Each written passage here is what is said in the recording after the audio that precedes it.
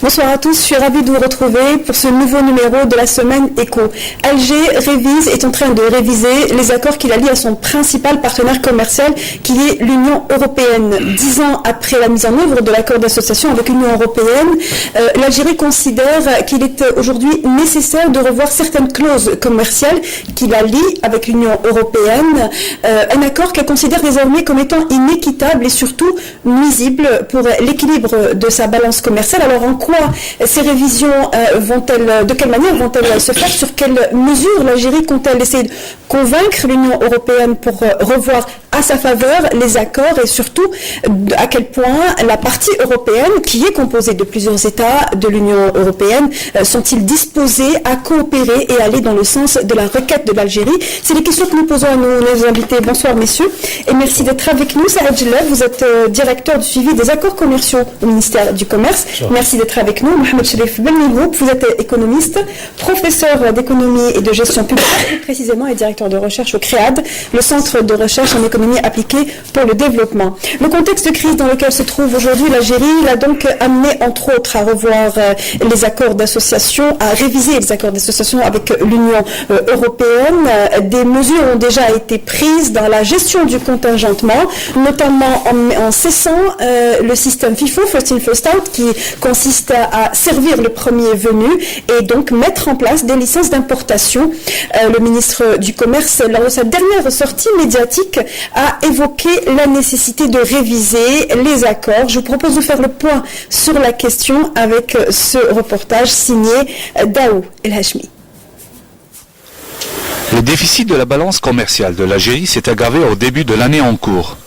Rien que pour le mois de janvier 2016, les recettes des exportations n'ont pu couvrir qu'à hauteur de 51% la facture des importations, entraînant ainsi un déficit avoisinant les 2 milliards de dollars. L'effondrement des prix du baril de pétrole sur les marchés mondiaux, entamé depuis le milieu de l'année 2014, a sensiblement impacté l'équilibre de la balance commerciale. L'année 2015 a été clôturée avec un déficit des échanges commerciaux des biens avoisinant les 14 milliards de dollars. Une année après le train de mesures pris par le gouvernement dans la loi de finances complémentaire de 2015 pour réduire la facture des importations. Le résultat reste mitigé en ce début d'année 2016, d'où cette perspective de revoir l'accord d'association qui lie l'Algérie à l'Union européenne. En ce moment, le gouvernement engage avec son partenaire européen. Il faut dire que le partenaire européen représente les 2/3 de nos échanges avec le monde. Donc c'est un partenaire important. L'accord a été mis en œuvre à partir de 2005 et au bout de 10 années, conformément même à l'esprit de l'accord, il faudrait qu'on fasse un bilan. Et ce bilan a été fait. Qu'est-ce qu'on a constaté? L'accord, il avait des promesses. Parmi les promesses, c'est accroître l'investissement européen en Algérie. Or, nous avons constaté que le volet commercial a cru énormément. في حين أن الاستثمار الأوروبي لا زال ضئيلا جدا وضئيلا لدرجة أنه لا يتفق حتى مع التعهدات الأوروبية. Cette décision de renégocier les termes de l'accord d'association est dictée par l'importance des échanges entre Alger et l'Union européenne. En 2015, 50% des importations du pays provenaient des pays membres de l'Union européenne, tandis que 68% des exportations, dont une part importante est constituée de gaz naturel et de pétrole, sont absorbées par l'Union européenne. 10 ans après son entrée en vigueur, on estime côté algérien que l'accord d'association ne répond plus aux attentes de l'Algérie en termes d'ouverture du marché européen aux produits algériens, mais aussi en flux d'investissement. En raison de la forte baisse des revenus tirés des hydrocarbures, l'Algérie aspire à diversifier son économie pour réduire sa dépendance vis-à-vis du pétrole, d'où cette volonté de revoir les accords internationaux qui font de l'Algérie un mono-exportateur d'hydrocarbures, et un grand marché pour les marchandises d'importation. Alors il faut savoir également que le 25 février dernier, une réunion technique du comité d'association entre l'Algérie et l'Union européenne s'est tenue à Bruxelles. Saad Jlab, vous étiez pris part à cette réunion. À quelle étape se trouvent actuellement pas négociations, mais discussions, on va dire? Très bien. Merci madame. Donc, premièrement, il faut rappeler qu'après 10 ans de mise en œuvre de l'accord d'association, l'Algérie a fait son bilan de cet accord et les résultats sont connus. Donc il y a un déficit de la balance commerciale. Nous sommes passés entre 2005 à 2015 de 11 milliards de dollars à 25 milliards de dollars d'importation, avec un pic en 2014 de presque 30 milliards de dollars.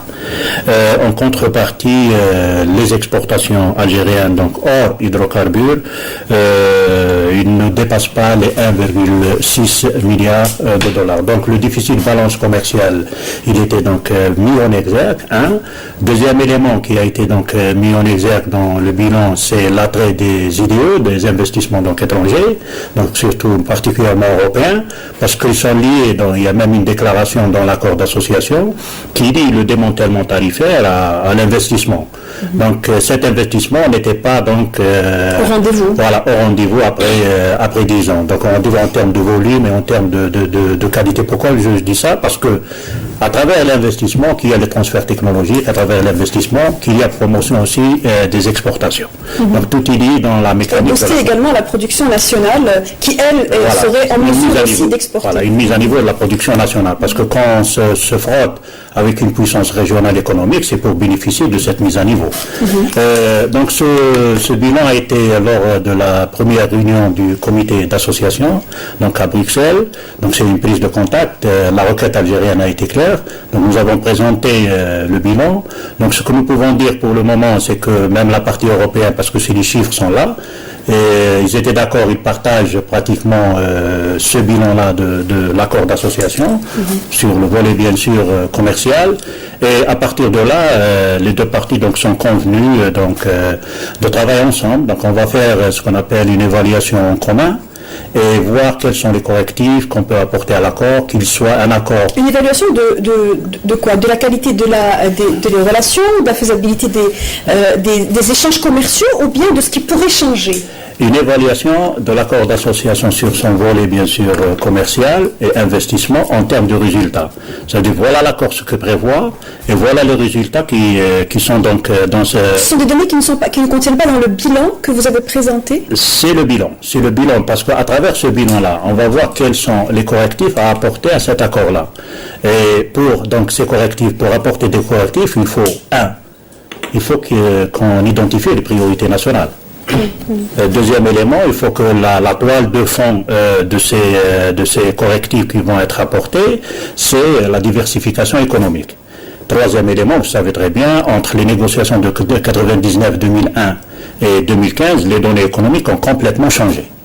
Donc à partir de ces trois paramètres-là, donc nous allons travailler avec nos partenaires européens à partir du mois de mars sur l'ensemble des dispositions de l'accord d'association et voir quelles sont les dispositions même qu'on peut corriger pour rendre cet accord-là dans le sens accord gagnant-gagnant, dans le sens investissement partenariat et non pas le restreindre comme il est maintenant dans le volet surtout commercial. Donc voilà l'objectif de cette... Vous avez évoqué un point important, vous avez dit les priorités à un moment donné. Donc il est question d'évoquer des priorités. Selon vous, Mohamed Cherif Ben Melloul, quelles sont les priorités, quelles seraient les priorités de l'Algérie une fois qu'elle va démarrer donc en mars prochain ces discussions?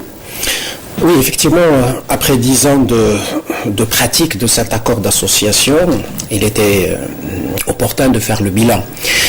Moi, je reviens un peu en arrière. Quand l'accord a été signé en 2005 par l'Algérie, cet accord était un accord standard, celui que les autres pays ont signé, la Tunisie, le Maroc, l'Égypte et d'autres pays, les pays tiers méditerranéens. À cette époque, l'Algérie n'a pas essayé ou on n'a pas obtenu de tenir compte de sa l'économie, de sa particularité, de son système économique. Un système économique fortement concentré, peu diversifié, adossé à des exportations des hydrocarbures. Ce n'était pas le cas du Maroc et de la Tunisie. Ces économies étaient déjà diversifiées. Donc cette particularité de l'économie algérienne peut-être n'a pas été prise en considération. Dans les négociations, c'est un accord standard, c'est le même.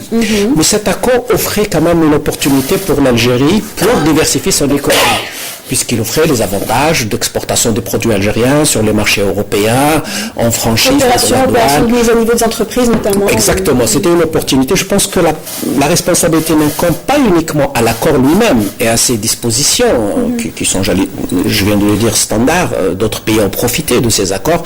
Nous n'avons pas profité suffisamment de cet accord parce que nous n'avons pas suffisamment travaillé sur la diversification de l'économie déjà en 2005-2006, quand il y avait suffisamment de ressources budgétaires en Algérie pour appuyer les entreprises dans cette diversification. Nous ne l'avons pas fait suffisamment. Au contraire, nous avons pratiqué ce qu'on appelle le syndrome hollandais. Comme il y avait suffisamment d'argent de l'exportation de pétrole, on avait tendance à privilégier l'importation au détriment de la diversification industrielle de l'économie. Donc le syndrome hollandais a fonctionné à plein pendant cette période 2005 à 2015.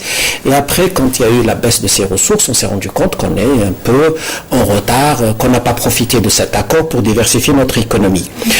Aujourd'hui, bien sûr, s'il y a renégociation de certaines dispositions, pas tout de l'accord dans sa globalité, je pense qu'il y a des dispositions qui sont encore valables, qui sont bonnes pour l'Algérie. On parle du volet commercial. C'est là où il y a réellement un certain nombre de priorités. Il semblerait, pour l'Algérie, quelles pourraient être les choses que Alger voudrait défendre? Je pense qu'on a commencé d'abord le fait d'introduire les licences, c'est une disposition forte pour essayer de rééquilibrer le commerce avec l'Union européenne, mais il y a des dispositions économiques qui ne sont pas commerciales qui aideraient justement à rééquilibrer le commerce à terme. C'est toute la question des IDE qui est dans les dispositions économiques, parce que dans l'accord d'association, il y a le volet commercial qui effectivement est celui qui a été mis en place le plus rapidement, qui a fonctionné parce qu'il fallait importer, il fallait exporter, donc ça a été fait rapidement. Le volet économique n'a pas bien fonctionné, bien que les programmes de soutien de l'Union européenne, nous avons beaucoup plus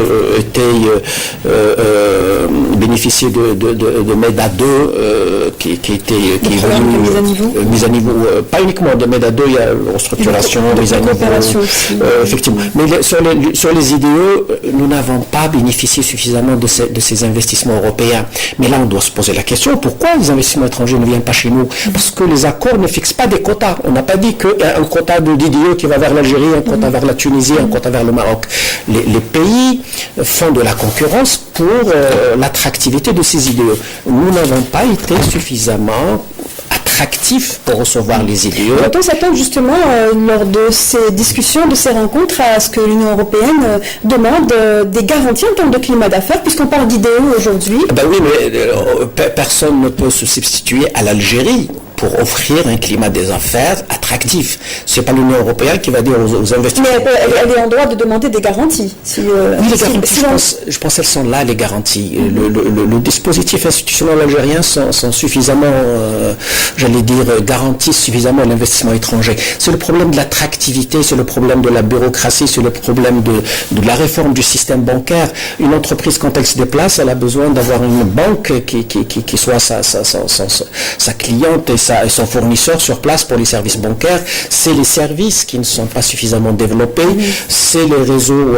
commerciaux qui ne sont pas suffisamment développés. Donc il y a une réforme économique, institutionnelle, une débureaucratisation, parce que la bureaucratie, c'est l'indicateur le premier en termes de climat des affaires. Je pense qu'il faut travailler dans ce sens pour pouvoir justifier ou profiter des produits de la négociation commerciale.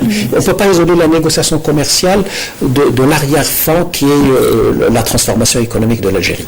Pour aborder dans le même sens, dans l'accord, il y a trois blocs. Il y a le bloc commercial qui est plus lié au démantèlement tarifaire des deux côtés. Il y a le bloc économique, c'est ce qu'on appelle le climat des affaires. Il y a le bloc coopération.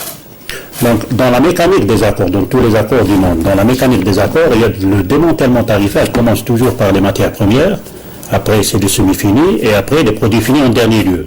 Pourquoi les matières premières? Parce que pour diminuer les coûts et rendre la production des pays importateurs compétitive. Et cette mécanique-là ne peut fonctionner que si le deuxième bloc, qui est le climat des affaires, des investissements, soit aussi amélioré, propice à l'évolution des entreprises et l'investissement. Et le troisième bloc, c'est la coopération, c'est là où il y a la mise à niveau. Donc ces trois blocs-là, donc c'est toute une mécanique qu'il faut c'est dans ce sens qu'on a vu que l'accord n'a pas fonctionné. Donc il n'y avait pas cette symbiose ou cette synergie entre l'économie nationale et l'accord, que je pourrais dire que dans le bilan, il est resté toujours un corps étranger dans les politiques nationales. C'est ça le problème. Donc il faut l'intégrer dans la stratégie nationale et dans la diversification. Il faut que l'accord soit un des facteurs de relance économique, de diversification. C'est ça notre but, nous. Donc nous sommes en train de travailler sur comment intégrer l'accord en termes de libéralisation des deux côtés, en termes d'investissement et en termes de coopération. Ce travail qui est en train de se faire. Mais dans le bilan aussi, nous avons dit, c'est vrai qu'il y a des facteurs externes, il y a des facteurs exogènes aussi. N'oublions pas que le marché européen, c'est un marché très compétitif et c'est un marché où l'Union européenne, dans sa politique commerciale, l'objectif de signer le maximum d'accords de libre-échange. Ils sont en train de signer avec tous les pays du monde, la Corée du Sud, le transatlantique et tout. Donc c'est le marché le plus exigeant. Donc le produit, que ce soit agricole ou industriel, il faut qu'il soit aux normes internationales les plus hautes et à un prix compétitif par rapport à l'international. Et ce que nous avons vu, c'est que, par exemple, dans l'accord, ça c'est une vérité. Depuis 2005, tous les produits industriels peuvent rentrer sur le marché européen à 0%, depuis 2005. Et quand on voit les exportations des produits industriels et manufacturés, il n'y a rien pratiquement. Il n'y a pas eu d'exportation. Là, il y a un autre problème, ce que nous sommes en train d'approfondir. Il n'y a pas de connexion entre la PME algérienne et les grandes entreprises européennes. Je prends l'aéronautique, Airbus, donc ces grandes entreprises européennes, il faut qu'on trouve une synergie de ce qu'on appelle le développement de la sous-traitance des PME avec les grandes entreprises. Et c'est là où on peut réaliser les chiffres d'affaires. Pourquoi je dis ça? Dans le monde actuellement, il n'y est plus question d'échange, donc comme ce donc connaît bien cette problématique. Il n'y a pas d'échange de marchandises maintenant. Il y a d'échange de valeur ajoutée. Et là, qui dit valeur ajoutée, des chaînes de valeur. Donc il faut que nos PME, il faut qu'on trouve la synergie, que nos PME s'intègrent dans la chaîne des valeurs régionales européennes. Et là, on peut aller vers beaucoup de produits industriels à exporter, en dehors des produits agricoles et agroalimentaires. Je dirais pour les produits agricoles, c'est clair, c'est question de saison et de calendrier. Donc on peut placer comme nos voisins, les pays voisins, nos produits dans des saisons bien particulières. Là, ça dépend de notre logistique et de notre contact avec les grands distributeurs européens. Là, les produits agroalimentaires, la même chose. Il y a de gros investissements maintenant qui sont réalisés. C'est plus difficile, c'est les produits industriels à forte valeur ajoutée. Notamment, voilà, parce que la forte valeur ajoutée, elle est dans l'agroalimentaire et dans l'industriel. Donc c'est l'agro-industrie et l'industriel. Et c'est là il faut mettre le grand paquet, en plus des produits agricoles, bien sûr. Mais en disant d'accord, en disant d'échanges commerciaux, aujourd'hui, peut-on dire que les entreprises publiques n'ont pratiquement plus leur chance de prétendre à ce marché, que la chance ou l'avenir est dans l'entreprise privée? Est-ce qu'il y a déjà une possibilité pour les entreprises de se placer? Je ne pense pas que ce soit aussi radical pour dire le public-privé. Je pense qu'il y a dans le public aussi des filières qui sont assez bien intégrées par l'amont sur les marchés internationaux, pas par l'aval malheureusement. Vous savez, la première évaluation qu'on peut faire de cet accord, c'est qu'il n'a pas transformé l'économie algérienne. La structure d'importation n'a pas beaucoup changé. Tout à l'heure, M. Djellab a donné quelques indications. Import et export notamment. Mais surtout l'importation. On exporte très peu, 2 milliards. Ça n'a pas changé en 10 ans également. En 10 ans, ça n'a pas changé. Donc l'accord n'a pas transformé l'économie algérienne. On importe encore un tiers à peu près, un peu plus d'un tiers, sur les biens de consommation. un peu moins d'un tiers sur les biens industriels, les matières premières, les produits semi-finis, semi-ouvrés, etc. Et un tiers biens d'équipement. Ça n'a pas changé de 2005 à 2015. Donc il y a un problème. Ça veut dire que l'économie algérienne n'a pas évolué. Elle est restée sur le même schéma que celui de 2005. Et ça, je pense qu'on doit se poser cette question et dire pourquoi l'économie algérienne n'a pas été transformée.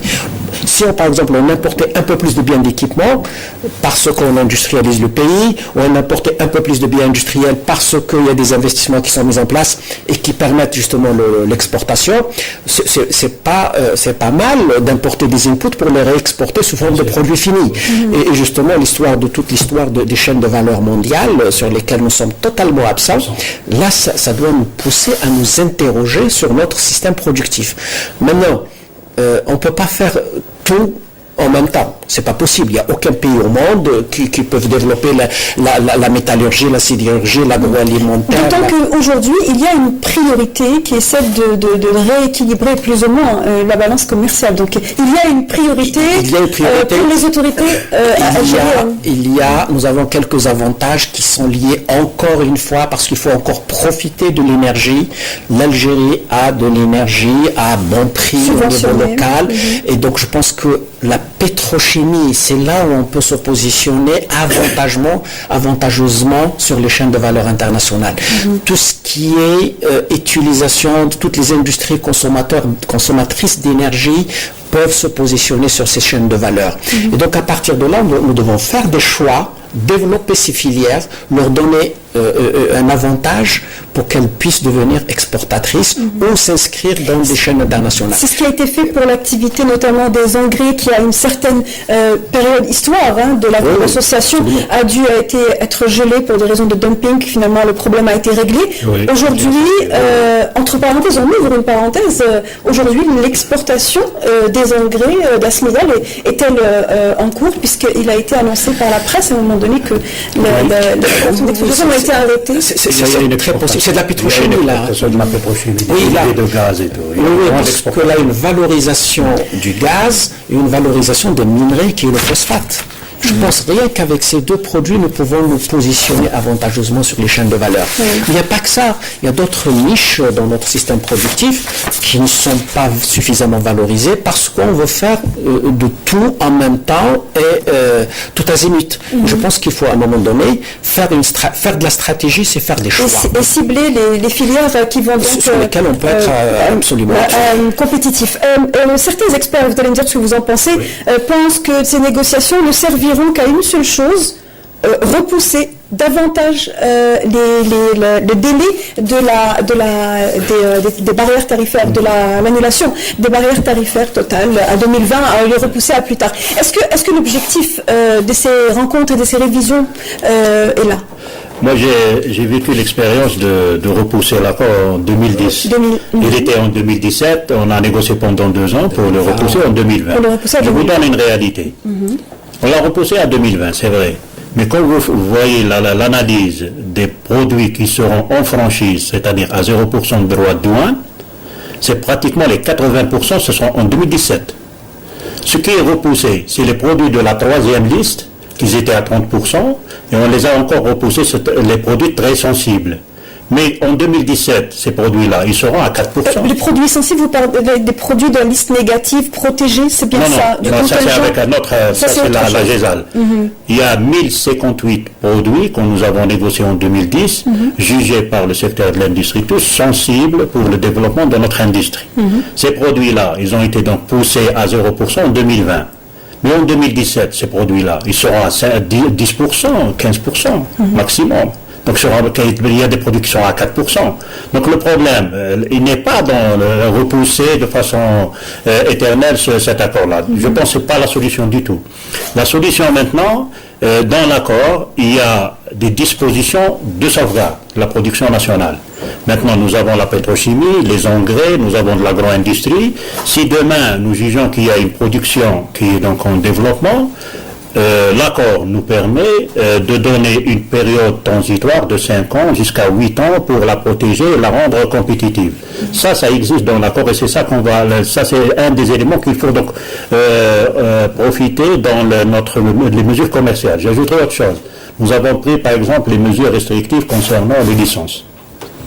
Il y a une balance de paiement. Qui, entre parenthèses, contrairement à ce qui a été relayé par la presse, sont des mesures qui ne sont pas contre ou ne correspondent en tout cas à l'esprit de l'accord d'association. Ce n'est pas des mesures qui viennent à l'encontre de ce qui a été convenu dans l'accord. C'est des mesures parfaitement en concordance avec l'accord d'association, son article 40, qui prévoit en cas de déficit de balance de paiement, la partie touchée peut prendre des mesures restrictives en fonction bien sûr du déficit et dans une période transitoire.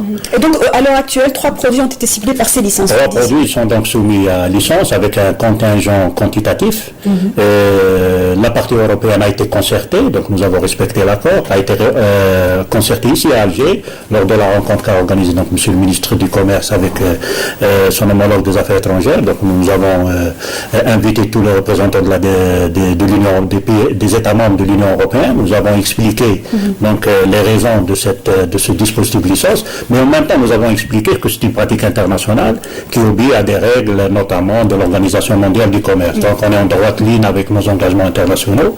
Et voilà un exercice qui nous permet plus tard aussi de protéger des filières ou des branches industrielles dans le sens de nos engagements internationaux. Donc pratiquement, moi le problème n'est pas c'est une fausse solution de repousser de façon éternelle l'accord.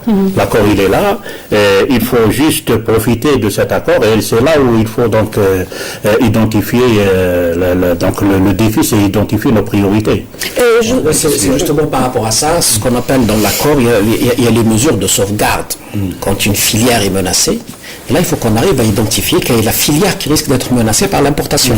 Il y en a en Algérie aujourd'hui. Quand une industrie naissante, si nous développons par exemple une industrie naissante, nous pouvons demander que les produits importés soient protégés, enfin, la filière soit protégée. Donc ces mesures de sauvegarde sont un instrument qui peuvent être soumis à la négociation, mais à nous de montrer quelles sont les filières menacées ou les filières naissantes. Quelles sont les capacités aussi au niveau national en fonction de ce qui pourrait être réalisé et développé. Oui, mais il faut le mettre sur la table de négociation. Mais comme l'a dit Sidjileb, on ne peut pas dire chaque fois reporter. La 3e liste, elle est entamée déjà progressivement, parce que ça se fait progressivement. On ne décide pas d'un démantèlement d'un seul coup. C'est échelonné à travers le temps. Absolument. La 3e liste a été déjà entamée. Et elle est progressivement, elle va être démantelée 2017 au plus tard 2020. Et donc là, reporter, on ne peut pas reporter, revenir en arrière, revenir sur ce qui a été déjà démantelé. Ça sera difficile de revenir sur ça. C'est des acquis. Ce qui reste aujourd'hui dans la négociation, moi je pense, c'est de rééquilibrer le volet économique et climat des affaires. C'est ça la bataille, la vraie bataille, c'est celle-là. Comment finalement le vrai problème se trouve à notre niveau. Absolument. Oui, absolument. Parce que l'accord d'association c'eût été une bonne occasion pour la compétitivité de nos entreprises. La concurrence des importations n'a pas impacté sérieusement les entreprises algériennes. Parce qu'aujourd'hui, il y a toujours ce syndrome hollandais, même nos industriels ont toujours eu une activité d'importation pour équilibrer la production. Au lieu d'améliorer la production et la compétitivité, pour concurrencer le produit d'importation, ils se mettent à l'importation. Sans oublier de dire que notamment la plupart des activités de production reposent sur l'importation d'intrants aussi. Donc c'est aussi un segment qui pèse énormément sur les activités de production. Et le problème aujourd'hui, il est de nature fiscale et budgétaire, parce qu'avec le démantèlement tarifaire avec l'Union européenne, et nos importations sont à peu près 50-51% de l'Union européenne, ou même plus. Donc il y a une perte sur le plan fiscal, c'est-à-dire que la douane, les droits de douane, c'est une perte pour le budget de l'État, parce que c'est une ressource fiscale considérable, les importations. Dans ce sens, il y a pratiquement les 9 milliards de dollars qui sont un manque à gagner. C'est une perte pour le Trésor, mais normalement... Vous parlez de perte fiscale. Fiscale, oui, douanière. Mais normalement, elle est transférée, en théorie, dans l'accord. Elle est transférée dans le coût de production pour les intrants et dans le prix à la consommation pour les produits finis. C'est-à-dire que c'est un transfert pour rendre le produit algérien compétitif. C'est pour ça que je disais au début que l'accord ne fonctionnait pas. C'est dans ce sens-là, parce que quand on exonère un input de 15% à 0%, Le producteur algérien, il est gagnant, parce que le trésor, il perd les 15%, mais le producteur algérien, il gagne sur le coût de production. Il rend son produit compétitif. Mais ce n'est pas obligatoire que ce produit, s'il est compétitif, il va être orienté vers l'Europe. Il peut donc exporter vers l'Afrique, vers le monde arabe, vers d'autres pays. Mais l'essentiel, que le produit soit compétitif. Au moins compétitif avec les autres importations. Avec les autres importations. Autre chose aussi, il faut qu'on mesure peut-être dans les prochaines années, dans l'évaluation du suivi de l'accord, que chaque produit qu'on importe, combien on participe dans ce produit-là. C'est ça la nouvelle mesure maintenant. Ça veut dire quand vous importez un produit, combien on contribue dans ce produit-là. Peut-être il y a 20-30% de notre produit qui est dans ce produit-là. Quand on achète, par exemple, de chez Airbus, un Airbus, peut-être on aura 10-15% de pièces, voilà, de pièces de rechange et tout, qui sont dans cet Airbus-là. C'est ça le défi. Par rapport à l'aéronautique, par rapport à l'automobile, par rapport à d'autres produits, où il y a une grande technologie, mais on participe dans cette technologie-là. Il nous reste encore une minute pour une question, messieurs, par rapport au paramètre temps, puisqu'on parle de priorité, on parle d'urgence aujourd'hui. Selon vous, ces révisions qui sont nécessaires pour l'Algérie, est-ce que ça va prendre du temps ? Oui, certainement, ça va prendre du temps. Mais les révisions peuvent être bouclées en 6 mois. Peut-être M. Djellab va donner les échéances. Plus, le problème, c'est comment ne pas répéter les mêmes erreurs. Si on obtient ces révisions, renégocier certains paramètres. Donc protéger certaines filières. Il faut commencer à travailler tout de suite pour ne pas revenir dans 5 ans et dire notre commerce extérieur est toujours déséquilibré, etc., etc. Il faut se mettre au travail. La transformation de l'économie algérienne, c'est la priorité des priorités. Elle ne se fait pas en une année ou 2 ans. Ça demande du temps, mais il faut commencer. Et donc l'application multisectorielle, étant donné qu'il n'y a pas que le ministère du Commerce qui doit mener à bien cette mission finalement. Ah oui, certainement. Nous sommes membres d'une équipe multidisciplinaire, intersectorielle, qui est dirigée par l'option du ministère des Affaires étrangères. Et le défi pour nous, donc, c'est une négociation. Donc, premièrement, c'est une évaluation en commun de cet accord. On va essayer les deux parties de voir quels sont les correctifs qu'on peut apporter à cet accord par rapport aux objectifs. Il faut même corriger les objectifs de cet accord. Il faut que les objectifs aillent vers l'investissement, le partenariat. Bien sûr, les échanges commerciaux, c'est noble aussi, c'est tout à fait normal. Mais aller plus vers l'investissement, et aussi qu'il faut que, de notre côté, si on veut gagner cette bataille-là, il faut qu'on sache très bien nos besoins, c'est-à-dire quelles sont nos priorités, et à base, c'est la toile de fond de cette révision. Les filières ont déjà été identifiées, j'imagine ? Oui, il y a certaines filières qui sont identifiées. Nous avons fait moi j'ai fait quelques réunions avec des opérateurs économiques dans l'agro-industrie. Il y a des données ont complètement changé. Nous avons de grandes capacités maintenant d'exportation dans l'agro-industrie vers l'Europe. Les opérateurs sont prêts même à prendre des engagements à exporter vers l'Europe. Et c'est des grandes entreprises aussi dans l'agro-industrie. La même chose pour dans la manufacture, dans l'industrie. Donc c'est apparemment. Donc vous comptez les protéger, notamment dans le cadre de ces négociations ? Dans ces négociations, il y aura deux volets. Il y a le volet protection intermédiaire pour développer l'outil de production, mais il y a aussi le volet ouverture du marché européen vers d'autres produits qui ne sont pas prévus dans l'accord même. Il y a des produits qui ne sont pas prévus ou des produits où les quantités sont moindres. Donc on va examiner toutes les possibilités avec nos partenaires européens pour, promouvoir plus d'exportation, et deux, bien sûr, les investissements. Donc c'est ça les objectifs qu'on peut assigner à cette révision de l'accord d'association. Merci infiniment, Saad Djellab, d'avoir été parmi nous. Je rappelle que vous êtes directeur du suivi des accords commerciaux au ministère du Commerce. Merci infiniment, Monsieur Mohamed Cherif Benlihoub. Je rappelle que vous êtes économiste, professeur d'économie et de gestion publique. Merci de nous avoir éclairé sur la question liée à la révision en cours des accords d'association entre l'Algérie et l'Union européenne. Merci à vous de nous avoir suivis jusqu'au bout. On se retrouve la semaine prochaine, même heure, même chaîne, pour une nouvelle thématique de l'actualité économique. Pour la rediffusion, vous pourrez la suivre demain à partir de 11h. Très bonne soirée à tous.